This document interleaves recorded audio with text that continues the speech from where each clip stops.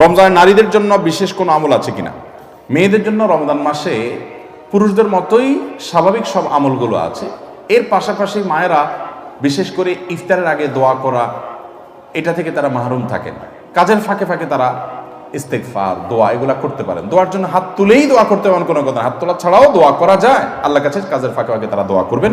এভাবে তাদের রমাদানকে তারা অর্থবহ করতে পারেন এবং চমৎকার করতে পারেন। এবং বিশেষভাবে তারা পুরুষদের যে আমলগুলো আছে এগুলো করতে তাদের উদ্বুদ্ধ করবেন, বাড়িতে পাঠাই দিবেন, বলে বলে উদ্বুদ্ধ করবেন, তাদেরকে জামাতে পাঠাবেন। এর মাধ্যমে তাদের সমপরিমাণ সওয়াবও তারা লাভ করবেন। কোরআন তেলাওয়াত মায়েরা চাইলে নিজেরা করতে পারেন, সন্তানদেরকে করতে উদ্বুদ্ধ করতে পারেন। একজন নারী চাইলে গোটা পরিবারকে ইবাদত বন্দেগীতে অ্যাক্টিভ করতে পারেন। তাহলে সেক্ষেত্রে তিনি সবাইকে অ্যাক্টিভ করার সওয়াবটা তিনি লাভ করবেন। আর যে কাজের ফাঁকে ফাঁকে জিকির, আজকার, তাসবিহ তেলাওয়াত করবেন। এমনকি মাসিক অবস্থায় যদি কোনো মা বোন থাকেন, ওই অবস্থায় তিনি দোয়া, জিকির, ইস্তেগফার, দুরুদ এগুলো তিনি করতে পারেন। এগুলো তিনি করবেন। ইসলামী বই পুস্তক পড়া, ইসলামী জ্ঞান অর্জন করা, এগুলো তিনি করতে পারেন। তবে যে আমলগুলো তিনি করতে পারছেন না, সেগুলো না করতে পারার কারণে তার যে করার আকাঙ্ক্ষা ছিল, এই কারণে তিনি পরিপূর্ণ সওয়াব আল্লাহ তাআলার কাছে পাবেন। সুস্থ অবস্থায় যা করতেন, হাদিসে আসছে নবী করিম সাল্লাল্লাহু আলাইহি ওয়াসাল্লাম বলেছেন, কেউ যদি সুস্থ অবস্থায় কোনো আমল করত, সে অসুস্থ হয়ে যাওয়ার কারণে যদি আমলটা করতে না পারে, সুস্থ অবস্থায় যেহেতু করত, ওই হারে আল্লাহ তাআলা তাকে পেনশনের মতো করে সওয়াব দান করবেন। অতএব মা বোনরা মাসিক অবস্থায় এই সওয়াবগুলো পাবেন যদি তিনি আগে থেকে আমল করে থাকেন। সাহরি খাওয়ার সঠিক সময় কোনটি? রাত 12টার পরেই সাহরি খেতে হবে নাকি এর আগে সাহরি খেলেও রোজা হবে? রাত 12টার পরে সাহরি খেতে হবে এমন কোনো বাধ্যবাধকতা নেই। এমনকি সাহরি না খেলেও রোজা হয়ে যাবে। কিন্তু সাহরি খাওয়ার সময় হলো শেষের দিকে। নবী করিম সাল্লাল্লাহু আলাইহি ওয়াসাল্লাম বলেছেন, এই উম্মত ততদিন কল্যাণ থাকবে যতদিন তারা শেষে সাহরি করবে। শেষে সাহরি করবে মানে কি? রাতের একেবারে শেষের দিকে সাহরি করবে। নবী করিম সাল্লাল্লাহু আলাইহি ওয়াসাল্লাম সাহরি খাওয়ার পরে 50 মিনিট 50টা আয়াত তেলাওয়াত করার মতো সময় তার হাতে থাকতো। এই পরিমাণ সময় শেষে মানে একেবারে আজান দিচ্ছে আর আপনি কম্পিটিশন করতেছেন কার সাথে? মুয়াজ্জিনের সাথে। মুয়াজ্জিন মাইক নিয়ে দাঁড়ায় আছে, টাইম হবে, কাটা ঘুরতেছে, আরো 1 মিনিট বাকি আছে, আর আপনি এদিকে খাচ্ছেন। আপনি চেষ্টা করতেছেন মুয়াজ্জিন আজান লাগে খাই শেষ করবেন, মুয়াজ্জিন চেষ্টা করতেছে টাইম মতো আজান দিয়ে দিবে। এই যে হুলস্থুল কম্পিটিশন, এটা কিন্তু এই দেরি করে সাহরি খাওয়া সুন্নত না। অনেকে সাহরি দেরি করে সুন্নতের মানে বানিয়ে নিছে একদম লাস্ট মোমেন্ট পর্যন্ত। না, 50টা আয়াত তেলাওয়াতের সময় থাকা মানে কিন্তু অনেক সময়। নবী করিম সাল্লাল্লাহু আলাইহি ওয়াসাল্লাম সেভাবে সাহরি করতেন। অনেক মুরব্বীরা আছে রাত 12টার সময় সাহরি খেয়ে শুয়ে থাকে। 12টার আগে 12টার পরে কোনো কথা নাই, শেষের দিকে সাহরি খাওয়া উত্তম। আগে খেলেও রোজা হয়ে যাবে। এরপর প্রশ্ন হলো, এতেকাফ কত রমজান থেকে করা উত্তম? এতেকাফ অবস্থায় কি কি করা যায় আর কি কি করা যাবে না একটু জানাবেন। কারণ আমাদের সমাজে এতেকাফ নিয়ে অনেক ভুল শর্ত দেওয়ায় অনেকে ভয় আর এতেকাফ করতে চায় না। ভাইরে, 3টা ইবাদতের স্বাদ খুব দ্রুততার সাথে বান্দা পায়, নগদে পায়। এর ভিতরে একটা হলো সিজদা, নামাজ। একটু আগে বললাম, যদি সুন্দর করে পড়েন আপনি নগদে স্বাদ পাবেন। একটু লম্বা সিজদা দিয়ে একটু চোখের পানি ফেলাই দেখেন আল্লাহর কাছে, খুব স্বাদ পাবেন, তৃপ্তি পাবেন। আরেকটা হলো এতেকাফ। এতেকাফ, সুবহানাল্লাহ, এর স্বাদ যে পাইছে তাকে আর কেউ বেঁধে রাখতে পারবে না। আমার বুঝ জ্ঞান হয়েছে থেকে আমার আব্বা জান রহমতুল্লাহ আলাইকে আমি দেখেছি, আব্বা রমজানে সবসময় এতেকাফ করতেন। সচরাচর কোনো বিশেষ বিপদ না হলে তিনি এতেকাফ ছাড়তেন না। আব্বা জান রহমতুল্লাহ আলাই গত আগস্ট মাসের 18 তারিখে দুনিয়া থেকে চলে গেলেন। কয়েক মাস হলো। গত রমজানে আল্লাহর বান্দা ক্যান্সারে আক্রান্ত। গ্রামের বাড়ি পাঠাইছি আমি, ডাক্তার বলছে অবস্থা ভালো না, লক্ষণ ভালো না, একটু গ্রাম থেকে ঘুরে আসো। আমি গ্রামে পাঠাইছি। উনি গিয়ে মসজিদে এতেকাফ বসে গেছে এবং শেষ দশক পুরাটা মসজিদে এতেকাফ করলেন। মারাত্মক ব্যথা, ক্যান্সারের পেইন। আমি বলছি কিভাবে এতেকাফ বসছে উনি? আম্মা বলে যে উনি এতেকাফ বসছে, উনি বলে যে আমি ভালো আছি, তোমাদের টেনশন করা লাগবে না, এতেকাফ ছাড়া আমি থাকতে পারবো না। শেষ দশক পুরোটা এতেকাফ করলেন। আজকের এই রমজানে আল্লাহর বান্দা কবরের বাসিন্দা। আমি নিজে আলহামদুলিল্লাহ চেষ্টা করি রমজান এতেকাফ করার, চেষ্টা করি। খুব বিশেষ অসুবিধা না হলে আমার বুঝজ্ঞান হচ্ছে আমি চেষ্টা করি। অন্য আমল করতে পারি না, এটা ছাড়ার চেষ্টা করি না, মানে এটা ছাড়তে চাই না, চেষ্টা করি এটা করার। এতেকাফের নগদ স্বাদ পাওয়া যায় ভাই, অভূতপূর্ব এক স্বাদ। যারা করেছেন তারা জানেন।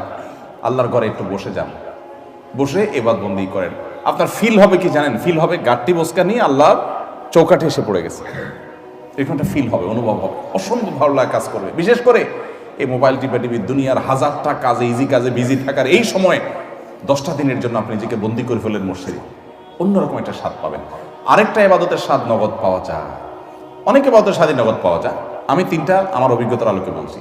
সেটা হলো আরাফাতের ময়দানের দোয়া। আল্লাহ যাদেরকে তৌফিক দিয়েছেন তারা জানেন কি তৃপ্তি, কি স্বাদ, কি ভালো লাগা। সেই দুপুর থেকে দোয়া একদম সূর্য অস্ত যাওয়া পর পর্যন্ত লম্বা সময় কয়েক ঘন্টা পর্যন্ত চাইতে চাইতে আল্লাহর কাছে মন ভরে চাওয়া যায়, খুব ভালো লাগে কাজ করে। আল্লাহ আমাদেরকে সব ইবাদতের স্বাদ পাওয়ার তৌফিক দান করুন। তাহলে ভাইরা আমার, ইতিকাফ ইনশাআল্লাহ আমরা করবো তো? আল্লাহ চাহেন তো? খুব লজ্জার কথা যে আমাদের দেশের মসজিদগুলোতে ইতিকাফের জন্য টাকা দিয়ে লোক ভাড়া করা লাগে, আছে না নাই? আহারে কপাল পড়া রে।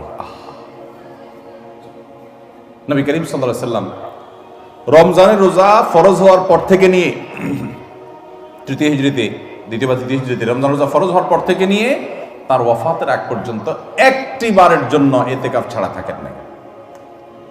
যে আমলটা নবী করিম সাল্লাল্লাহু আলাইহি সাল্লামের জীবনে একবারও ছাড়েন নাই, আমরা বেশিরভাগ লোক জীবনে একবারও করি নাই। হাত তোলেন দেখি কারা কারা ইতিকাফ করছেন মসজিদ 10 দিন রমজানের শেষ 10 দিন ফুল ইতিকাফ করছেন, জীবনে একবার হলেও করছেন যারা হাত তোলেন। দেখেন কয়টা হাত উঠছে, গোনা যাবে না। এর মানে হলো ম্যাক্সিমাম মানুষ আমরা জীবনে একবারও করি নাই। যে আমল আমার নবী সাল্লাল্লাহু আলাইহি সাল্লাম জীবনে কখনো ছাড়েন নাই, সেটা আমি কখনো জীবনে একবারও করি নাই। আরে ভাই, চরম শত্রুর সাথেও তো এরকম বিপরীত থাকে না, সেখানে আপনার নবীর সাথে আপনার এরকম বৈপরীত্য। ইতিকাফ করবেন তো ইনশাআল্লাহ? আপনি কিসের বিজি? আপনি আমার নবীর চাইতে আপনি বেশি বিজি, যিনি কাফাতুন নাসের কাছে রাসূল হয়ে এসেছেন, যিনি রাহমাতুল লিল আলামিন ছিলেন, গোটা পৃথিবীর মানুষের জিম্মাদারি যার মাথায় ছিল, মদিনা রাষ্ট্রের প্রধান যিনি ছিলেন, শেষ 10 দিন আসছে সব কাজ বন্ধ, মসজিদে এসে পড়ে যেতেন। উনি যদি পারেন, আপনি কি ব্যস্ত?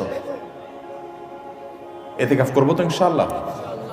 রমজানের শেষ দশকে ইতিকাফ করবেন, সামনের বছর নিয়ত করছেন যারা হাত তোলেন দেখি, সিরিয়াস যারা নিয়ত করছেন, আল্লাহ আমাদের তৌফিক দান করুন, আর বাকিদেরকে আল্লাহ তাআলা নিয়ত করার তৌফিক দান করুন। ইতিকাফ করবো তো ইনশাআল্লাহ? ইতিকাফ করার অবস্থা কি কি নিষেধ? ইতিকাফের বাইরে আপনার যা যা নিষেধ, ইতিকাফ অবস্থায় তা নিষেধ। হারাম কোনো কাজ তো বাইরেও করা যাবে না, মসজিদেও করা যাবে না। তবে ইতিকাফরত অবস্থায় আপনি দুনিয়ার কাজ কাম ইতিকাফে বসে বসে করবেন না। একান্ত যেটা বাধ্য, আপনার ব্যবসা বাণিজ্য অন্যান্য কাজ যেগুলো না করলে নয়, আপনি মসজিদে বসে ওইটার উপর আপনার ডিপেন্ডেন্ট, আপনার চলতে হয়, আপনি জরুরি 2-4টা কাজ করা লাগলো সেগুলো করলেন। ওখানে বসে বসে আপনি রীতিমতো এটা দোকান বানায় ফেলবেন না আর কি। ওখানে বসে দুনিয়াবি প্রয়োজনীয় কাজগুলো আপনি সারতে পারবেন, যেগুলো আপনার জন্য জরুরি সেগুলো আপনি করতে পারবেন। এছাড়া আপনি মসজিদের ভিতরে নিজেকে আবদ্ধ করে ফেলবেন। এটা করবেন হলো 20 রমজান সূর্য অস্ত যাওয়ার আগে আগে মসজিদে ঢুকবেন। 20 রমজান সূর্য অস্ত যাওয়ার আগে আগে মসজিদে ঢুকবেন। এরপর থেকে সূর্য ঈদের চাঁদ দেখা যাওয়ার আগ পর্যন্ত মসজিদে থাকবেন। ঈদের চাঁদ দেখা যাওয়ার সংবাদ শুনছেন, এরপর বের হয়ে যাবেন। এই 10 দিন আপনি মসজিদে অবস্থান করবেন, নিজেকে সেখানে আবদ্ধ করে রাখবেন। এবং এর মধ্যে আপনি বাহিরে যাবেন না। বাহিরে যাবেন টয়লেটের জন্য, পেশাব পায়খানা করার জন্য, একান্ত জানা হলো না সেই জন্য যাবেন। এমনকি খাবারটা এনে দেওয়ার লোক থাকলে আপনি বাসায়ও যাবেন না। খাবার এনে দেওয়ার কোনো লোক নাই, কোনো ব্যবস্থা নাই, এরকম কোনো জায়গায় যদি ইতিকাফ করেন, তাহলে শুধু খেতে চেয়ে কারোর সাথে কথাবার্তা না বলে সোজা আবার চলে আসবেন, বাস। অর্থাৎ 10 দিন আপনি মসজিদে বন্দি রাখলেন নিজেকে, শুধু বন্দির জন্য, বাস। এই হলো ইতিকাফ। সেখানে আপনি তেলাওয়াত, তাসবিহ, ঘুম, অন্য সাধারণ কাজ কাম সবই করতে পারবেন। এমনকি যে বললাম, দুনিয়ার যে কাজ না করলেন সেটাও আপনি জরুরি কাজ মসজিদে বসে করতে পারবেন। বাইরে যে দোকানদারি করতে পারবেন না 10 দিনের জন্য। করবো তো ইনশাআল্লাহ?